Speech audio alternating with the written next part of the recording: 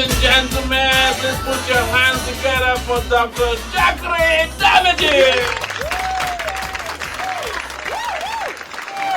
Thank you. Welcome to the show. My name is Dr. Damages. We are coming to you from New York City. If you don't mind me saying, it's been a very, very long week, tough week. In Libya, my people love me. Turned out to be voices in the head of Muammar Gaddafi. Oh! Yes. That love vanished as fast as the rebels got to Tripoli last week. Gaddafi's whereabouts is still unknown at this point. My guess is that he's cooling off in a rat hole somewhere. The proof came Tuesday afternoon when an angry Muammar Gaddafi farted inside the rat hole. And it caused earthquake on the east coast of the United States. That is how you know a strong man is on the run. Soon after the earthquake, newsmen were on the street asking people, what were you doing when the quake hit? One 90-year-old Bob Hope said he was romancing his wife when the quake hit. Reminded that it was about 2 p.m. New York time, he said, when you get to my age and suddenly discover that you are ready, you better take advantage of it. He went on to say, I was in the middle of what I considered my greatest performance when the quake hit, and goddamn it, woke my wife up. Meanwhile, American seismologists have warned that Gaddafi did not only fart, he also sneezed at the same time. Gaddafi's sneeze has turned into a hurricane and is moving up the east coast of America. Americans who live from Florida to North Carolina are panicking. If you want to avoid it, learn how to say, long live the king. Brother leader. The news of Gaddafi's downfall was received with joy across the world, except in Africa. In his column in the National Mirror, the former Nigerian president, Olusegun Obasanjo, called Muammar Gaddafi a fool. Wow. If he wasn't a fool, Obasanjo wrote, he would have known not to pick up a fight with people who have no gap between their teeth. Talking about fools, former military president Ibrahim Babangida has given notice to women all over Nigeria that he plans to remarry. At 70 years old, this man still has a strong heart. His kidney is working okay, though he needs Viagra every now and then to keep it going beyond the usual 3 minutes. Oh yeah. As you may expect, women are trooping to his hilltop mansion. Waste of time. Oh yeah, a TV station is filming a reality show starring the general as he chooses a new wife. Wow. Asked why he wants to remarry at 70, he said, isn't that better than sleeping with my daughter-in-law? Whoa! Obasanjo. He went on to say, I do not know who will be my wife, but I know who will not. That means it is definitely not going to be Reverend Chris Okotie.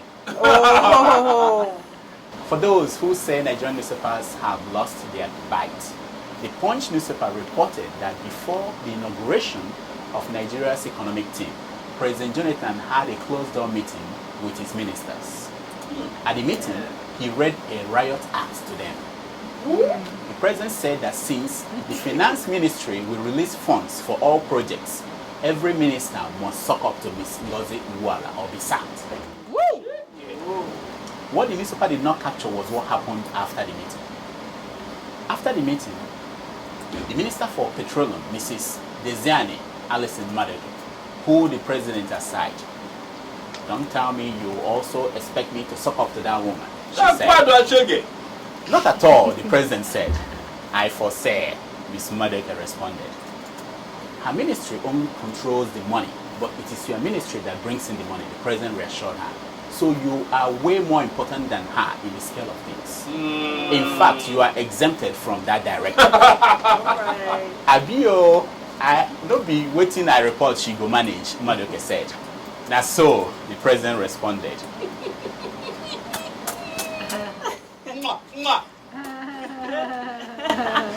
How many of you are building houses in Nigeria? You must have noticed that the price of cement has risen again. Oh, no. Not long ago, the president ordered Dangote to crash the price of cement. The businessman obeyed and the price crashed. As soon as the Senate ad hoc committee started looking at privatization of Nigeria's assets, most of which Dangote bought, the cement price doubled. An angry president confronted Dangote. I told you to crash the price of cement, didn't I? The president asked, Gami, Kai, walai talai. I dropped the thing down, but it bounced up again. I didn't know cement can bounce like a ball, said Dangote. Impressed by his answer, Jonathan added him on his economic team. Governor Ahmed of Kwara State last week announced with great fanfare the discovery of crude oil in his state. Oh, really? He immediately demanded that Kwara State should be included on the list of oil-producing states. To celebrate, he went abroad to look at options of private jets he would buy. On his return, he was disappointed to hear that geologists from the NNPC said that the crude oil did not originate from Kwara State. What? Yeah. They said that the oil was part of the strategic reserve of the Saraki family. Nigeria has launched 2 new satellites, Nigeria SAT-2 and Nigeria SAT-X. These sophisticated machines were designed and built by Nigerian engineers and scientists. Their mission in outer space is simple: find where those governors sharing kerosene are getting their supplies. Unlike the satellite which the Chinese lost in the high sea, this one was launched into orbit by the Russians. The National Space Research and Development Agency says that next launch will happen from Nigeria. In fact, they promised to send 2 Nigerians into space before 2015. Really? It is a lie. Oh yeah. The agency asked Nigerians to recommend names. So far, 2 names that have dominated the list are Olusegun Obasanjo and Ibrahim Babangida. Oh my. 50 years after independence, the decolonization of Nigerian prisons starts next month. 50 years after. Wow. The first thing that will end is the culture of having prisoners saying, "God bless the Queen," every morning. Now, instead of prisoners drinking tea and taking breaks and getting bacon and eggs, fish and chips, prisoners can now eat ewedu and inyo. Pando. Yeah, but the change that is making Nigerians in and out of prison so happy is that conjugal visits will now be allowed in prisons. Oh, yeah. Female prisoners will no longer depend on prison guards to shine their Congo. On hearing that, Bode George yelled, "Bastard! Now that I'm out of there, they want to change the law." How many of you women in the audience are married? Not me. Well, you may want to pay attention to this. Nollywood actresses are out to get your husband. Oh yes, that is the trend. The women of make-believe world want men who have committed. As we speak, Mercy Johnson is poised to marry Prince Okoje, a married man with 2 kids. No. No. Trapped in the middle of it all is Christ Embassy Church. The 2 women involved are members of the church. Hey! Wow. Oh yeah. The elders of the church are looking for a way to convert water into wine. Hallelujah. Meanwhile, Mercy and her prince have spent 30 million naira on the wedding. Hey! Wow. If you're watching me right now from home, it means one thing: you were not invited.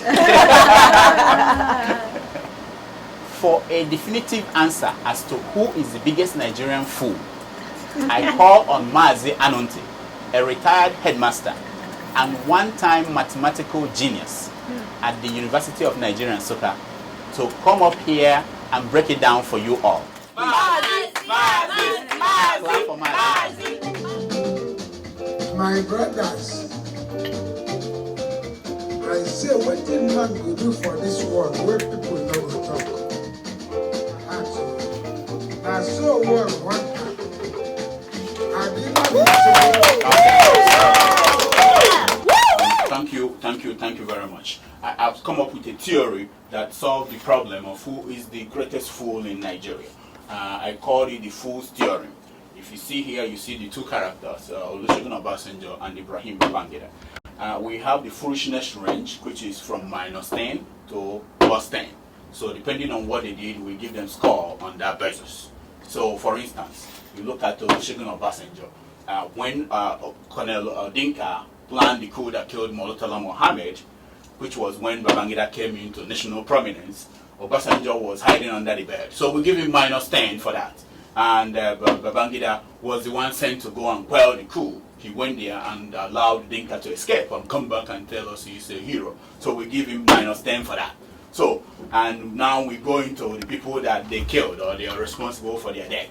And we look at Babangida. He was responsible for the death of Mama Vasa. And for that we give him 10 points.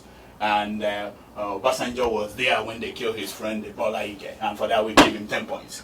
Here we have Obasanjo was responsible for the death of Fela's mom, and for that we give him -3 for foolishness.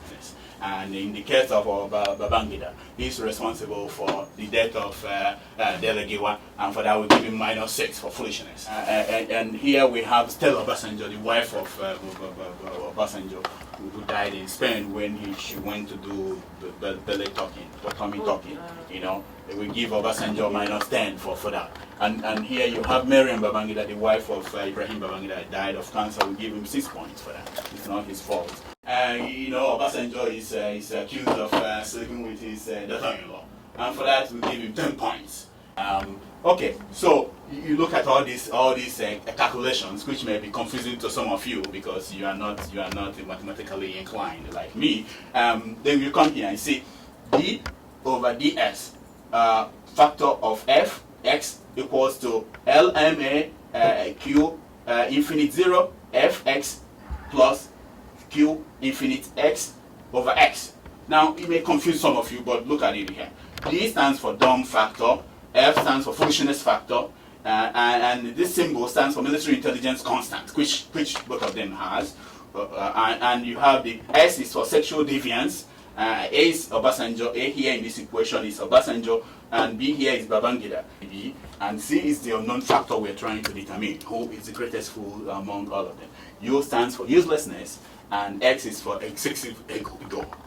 You now see that the exceptional degree of foolishness is the quantum factor of the conjunctures in our chaos theory. You know, using rigorous deductions of three-dimensional spheres on coordinates O squared, which is Obasanjo, and B squared, ignoring abstract reasoning, if anything, more than the infinite n, we arrive at our mathematical logic. And you find that C is equal to B to the power square minus 2bc cos A over A squared. And you add all these figures you have here, what you get is that 15 to the power 2 minus 2 times 51 times 7 cos 13 divided by 29 to the power 2 will give you GE jack. That is my foolish theory. And that explains that this is the greatest fool we have in Nigeria. Not any of this, but this man. G-E-J. I hope you understand. Thank you very much. And for all your mathematical problems, you can contact Anunti via the Dr. Damages show every weekend on Sahara Reporters. Thank you.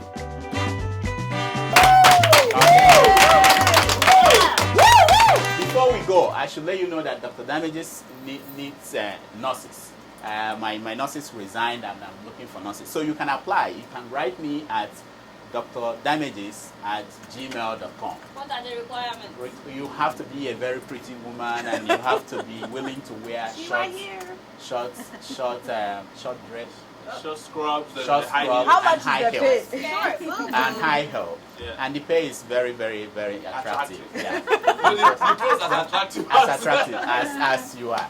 That's the show for this week and see you next week. Thank you.